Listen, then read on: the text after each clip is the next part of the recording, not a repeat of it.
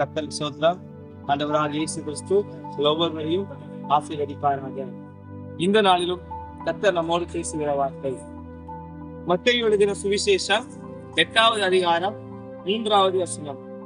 இயேசு தமது கையை நீட்டி அவனை தொட்டு, எனக்கு சித்தம் உண்டு, சுத்தமாகு என்றார். உடனே குஷ்டரோகம் நீங்கி அவன் சுத்தமானான்.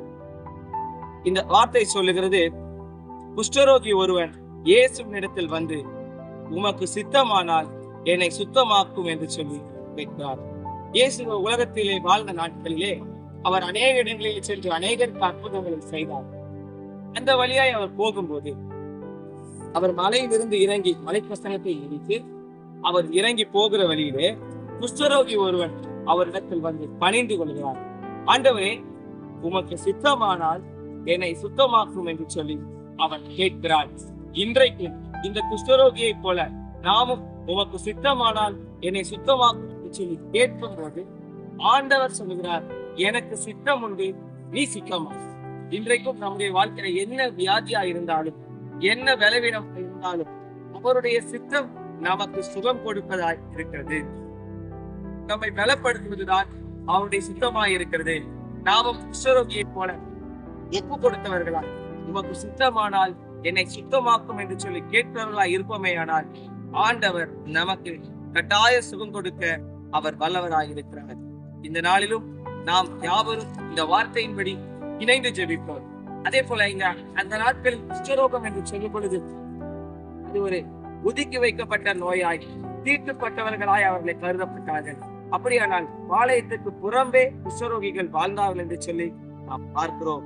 இன்றைக்கும் எந்த மனுஷனையும் சுகமாக்க என் இயேசுவுக்கு சித்தம் உண்டு. நாம் யாவரும் இணைந்தவர்களாய் ஜெபிக்கிறோம். எங்களை நேசிக்கிற அன்பின் நல்லாண்டவரும் ஆசீர்வதிக்கப்பட்ட புதிய நாளின் காலை வேளைக்காய் நன்றியோடு துதிக்கிறோம், சோதரிக்கிறோம். நல்லாண்டவரே, அப்பா, இந்த நாளிலும் கட்டாவே இந்த வார்த்தையை கேட்ட ஒவ்வொரு பிள்ளைகளுக்காக சோதரன்.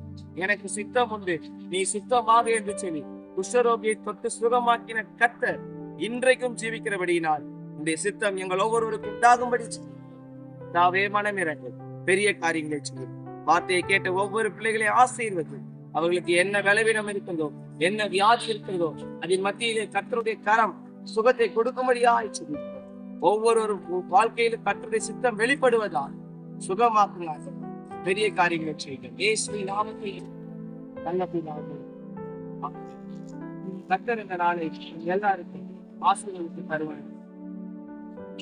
தினமும் ஆண்டவருடைய வார்த்தையை பெற்றுக்கொள்ள இன்ஸ்டாகிராம், ஃபேஸ்புக், யூடியூப் சேனலை ஃபாலோ அண்ட் சப்ஸ்கிரைப் பண்ணுங்கள்.